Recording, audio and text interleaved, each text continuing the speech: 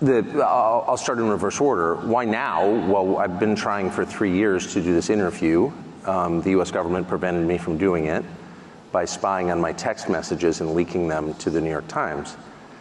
And that spooked the Russian government into canceling the interview. So I've been trying to do this, but my country's intel services were working against me illegally, and that enraged me because I'm an American citizen, I'm 54, I pay my taxes, I obey the law. And there was no expectation in the America that I grew up in that my government and its intel services, NSA and CIA, which were always outwardly focused on our foreign enemies, would be turned inward against American citizens. And I'm shocked by that, and I'm infuriated by that.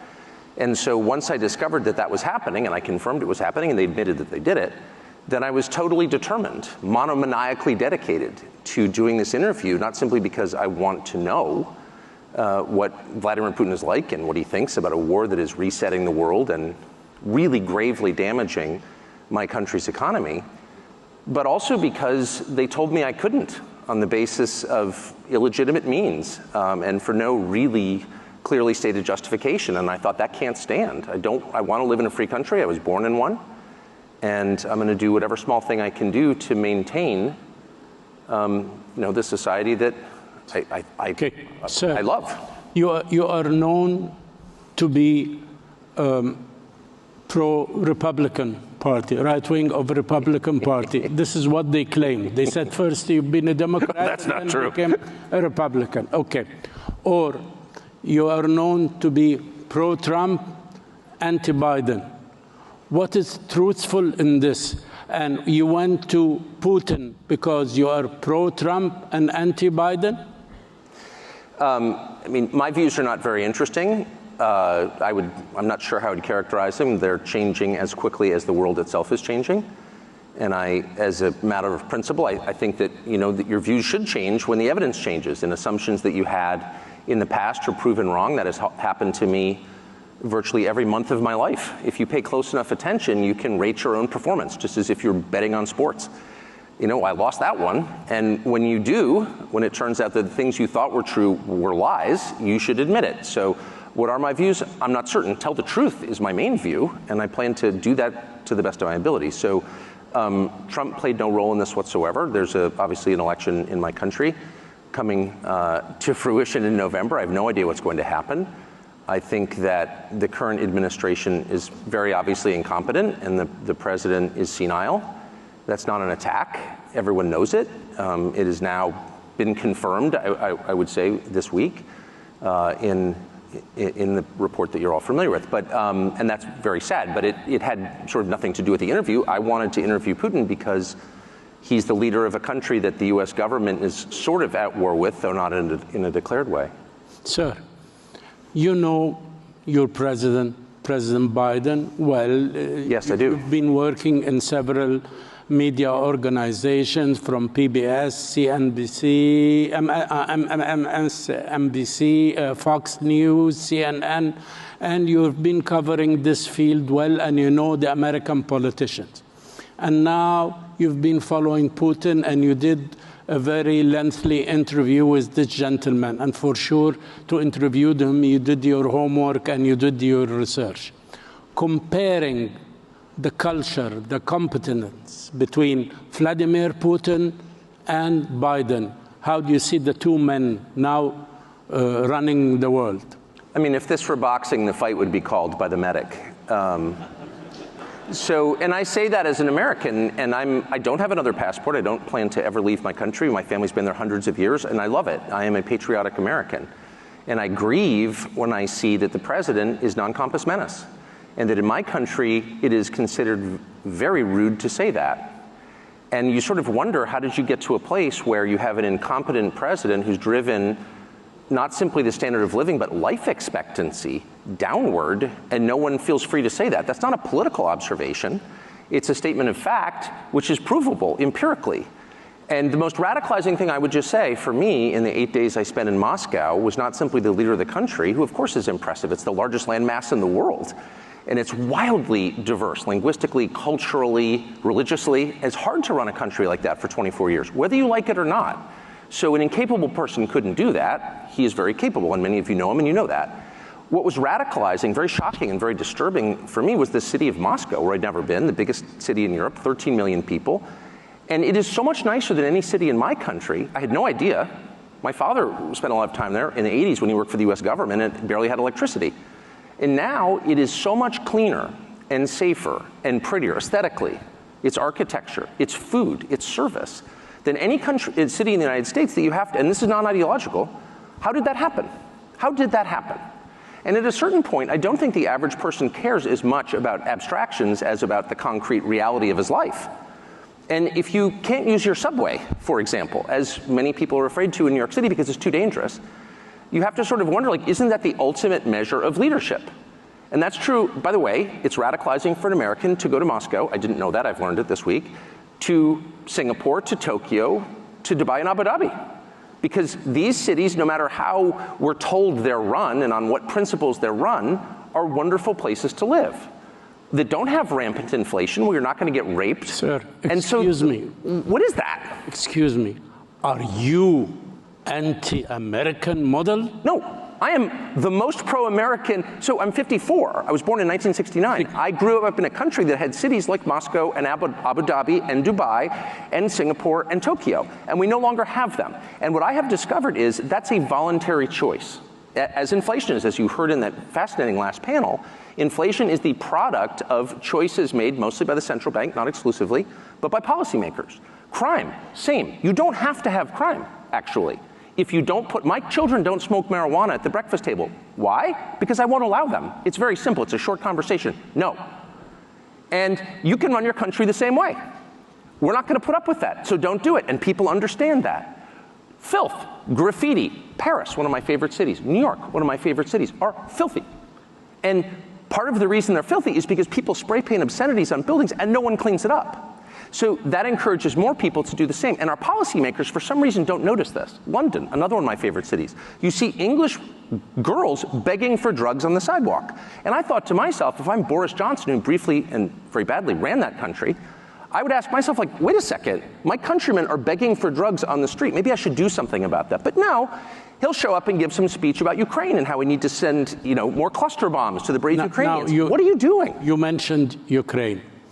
By talking to this gentleman, President Putin, for this lengthy interview, my question is, did you had coffee with him? Did you have any off-the-record discussion before the interview? After. Did you feel during the interview or before or after that this man can make or is willing to do a historical compromise, number one, on the status of the world with the West, and number two, about Ukraine? Is he a compromiser, yes or no? Of course, right? I mean, the leaders of every country on the planet, other than maybe the United States during the unipolar period, are forced by the nature of their jobs to compromise. Compromise is part of it. That's what diplomacy is. And he's among those. His position is clearly hardening. Russia has been rebuffed by the West. I mean, Vladimir Putin, I'm not flacking for Putin. I'm an American. I'm not going to live in Russia. I don't love Vladimir Putin. I'm stating the facts. He asked Bill Clinton to join NATO. He tried to make a missile deal. He mentioned this in the interview. He did, that's correct. Yes. And he's mentioned it in other forums as well. And NATO said, no, we don't want you. Now, if the point of NATO, the point of NATO originally, of course, the post-war goal of NATO was to keep the Russians, the Soviets, from coming into Western Europe. It was a bulwark against the Russians. So if the Russians asked you to join the alliance, that would suggest you have solved the problem and you can move on to do something constructive with your life. But we refused. And so, I mean, just meditate on that. Go sit in the sauna for an hour and think about what that means. Before sitting in the sauna, a question now. Final conclusion. You think that Vladimir Putin is eager for a compromise like Yalta, Sykes-Picot, the Ottoman Empire, Sèvres agreements, any international agreement to share power and to share influence in the world with the West, if there is somebody who is willing, and Biden administration wants tension, wants war, want to exert pressure on him so that they can weaken his economy and weaken his alliance with China? This is what you are reaching from your conclusions? My conclusions are inchoate. I mean, I've been thinking about this for a couple of years. I have a whole new set of data to mull over, and I'm not a genius, so it's going to take me a while to figure out what I think. But at this stage, 4 days later, I would say, first of all, Yalta and Sykes-Picot are two of the worst agreements ever struck. So I hope whatever comes out of this is nothing like those. But first things first, Putin wants to get out of this war.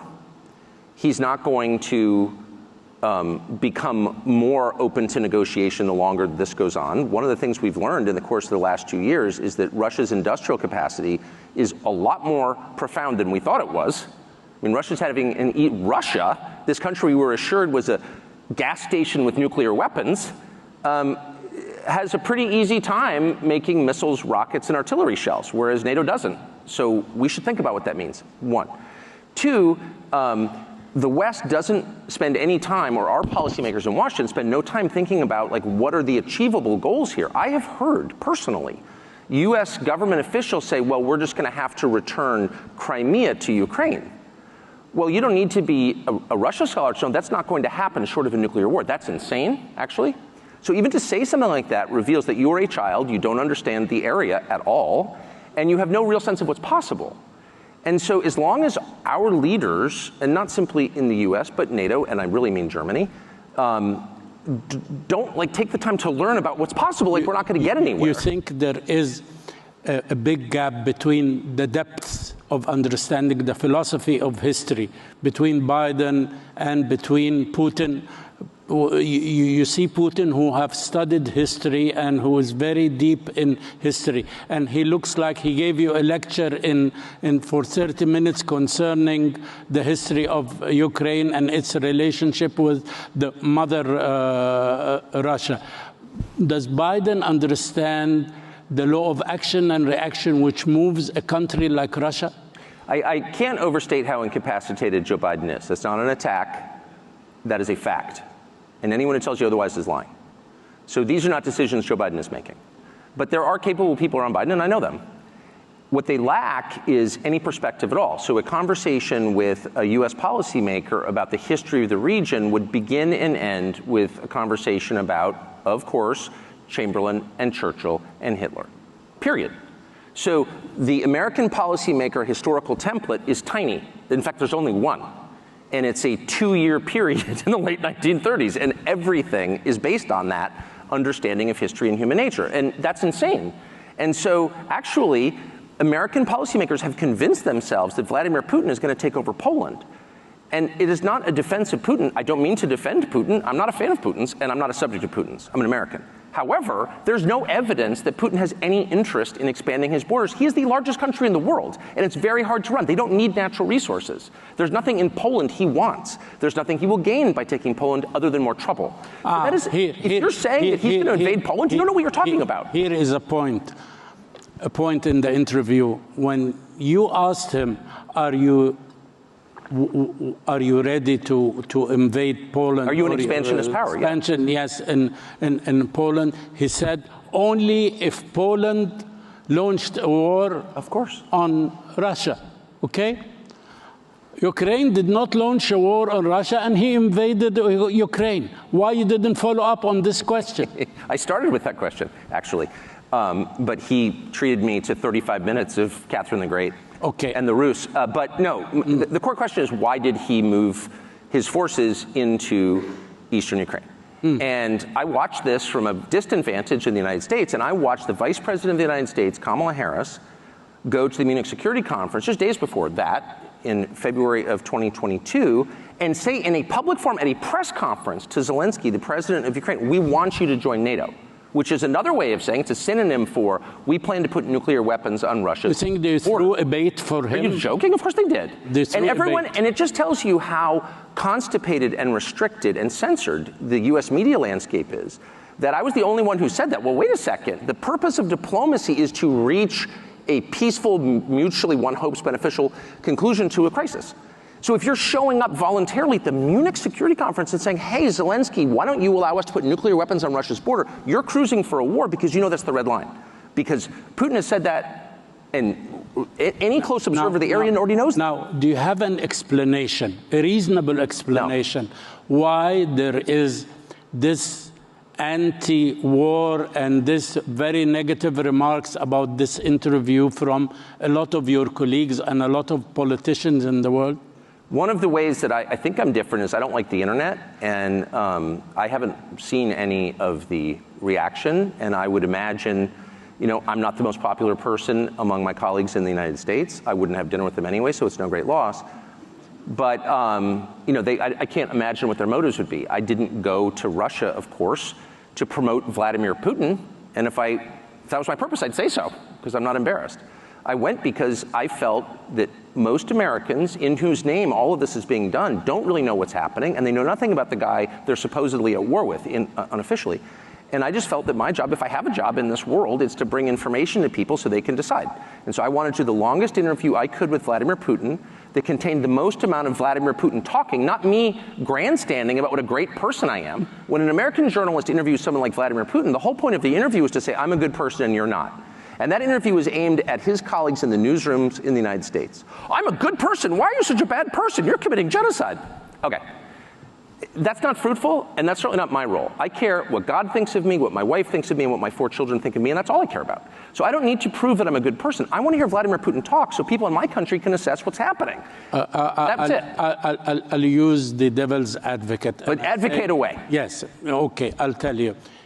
You should challenge in the rules of an interview, and you're a master in your business. It's not for me to give you a lecture about that, but you should challenge some ideas. For instance, you didn't talk about freedom of speech in Russia. You did not talk about Navalny, about assassinations, about the restrictions on opposition in the coming elections. I didn't talk about the things that every other American media outlet talks about. Why? Exclusively. Yes, this because is my those question. are covered, and because I have spent my life talking to people who run countries in various countries and have concluded the following: that every leader kills people, including my leader. Every leader kills people. Some kill more than others. Leadership requires killing people, sorry. That's why I wouldn't want to be a leader. That press restriction is universal in the United States. I know because I've lived it. Ask my former, I've had a lot of jobs. And I've done this for 34 years, and I know how it works. And there's more censorship in Russia than there is in the United States, but there's a great deal in the United States.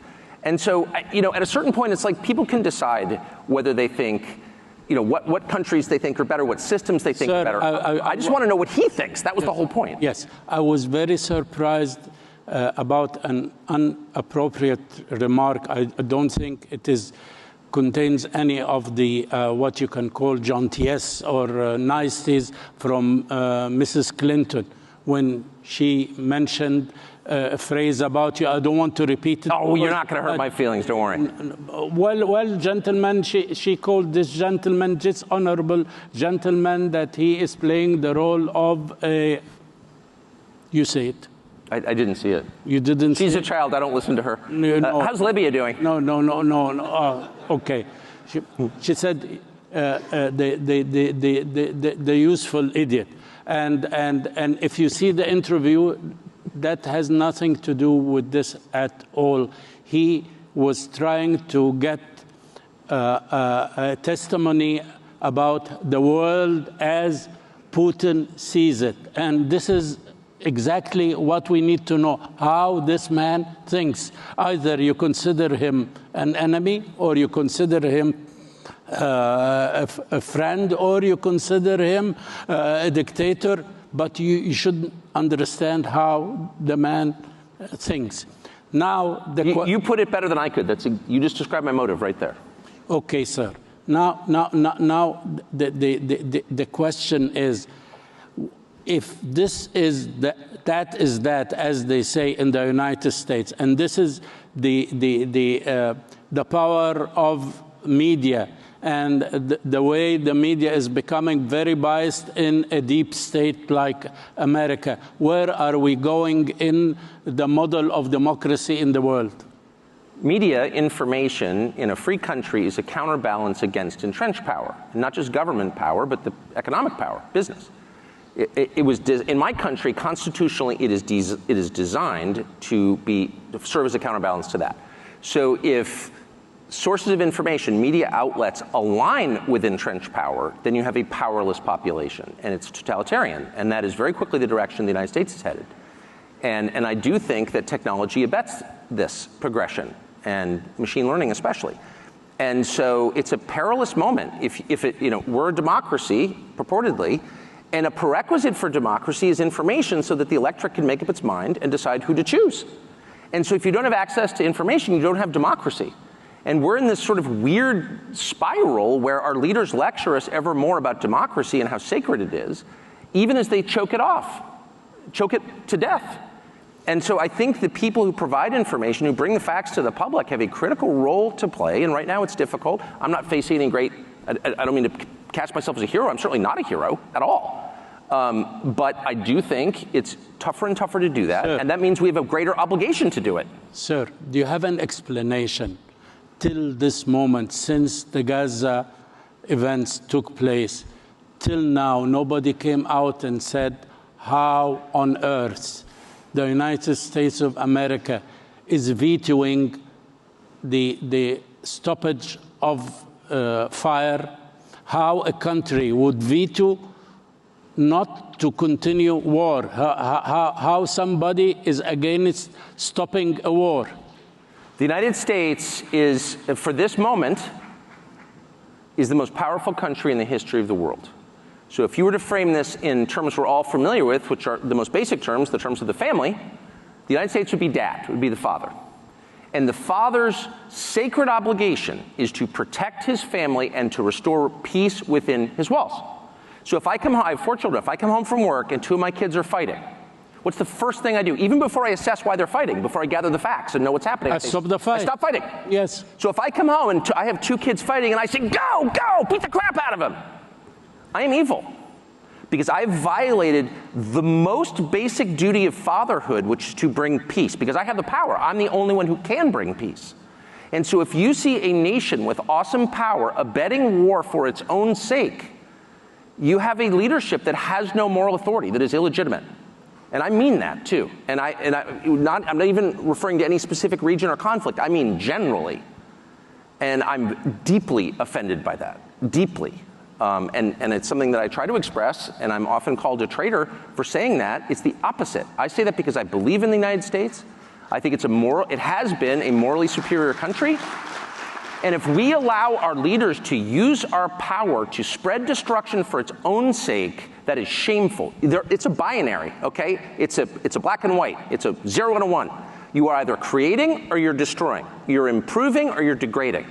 And that's how you know whether something is good or bad, whether it's virtuous or evil. If you just judge the fruits. By its fruits you will know it. And I'm very distressed and concerned that we are entering an era where this awesome force for good is instead being used for evil. 2 quick questions because I ran out of time. First question is, now in the American elections, we have probabilities. Yes. Either it's Biden and Trump, or Biden and somebody else, not Trump, or no Biden and no Trump, and circumstances or fate get us 2 different people representing Republican or Democrats. What do you think, where are we going to reach coming 19th of November? Who will be running the show? Honestly, I haven't the faintest idea.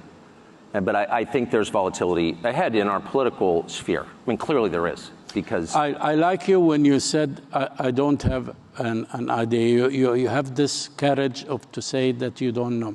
You were telling me this morning that one of the things which you like very much about here, our President Sheikh Mohammed bin Zayed, God bless him, when you ask him a question, if he doesn't have an answer, he tells me, actually, I don't know the answer of this question. I've never heard a leader of anything, whether it's a country or a company or a soccer team, ever in my life, in a life spent interviewing people, I've never heard a single one of them say, I don't know the answer. It's very complicated. I haven't figured it out. I've never heard anybody say that. And to me, That is the purest sign of wisdom, because wisdom grows from humility. Wisdom grows from the recognition that you are not God.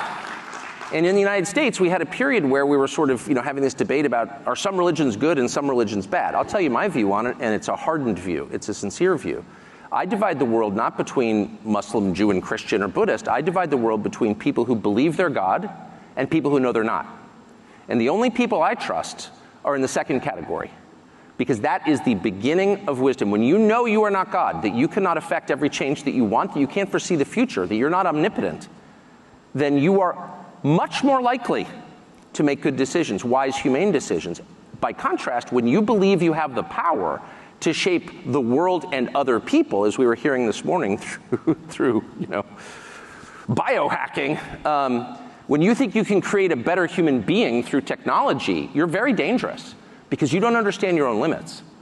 You will get a lot of people killed when you have those false beliefs, in my opinion. By this note, Mr. Carlson, thank you very much for giving us this chance to come for the first time after your great interview to talk to the world through this podium and this country and my humble self. Thank you, sir. Thank you for having me.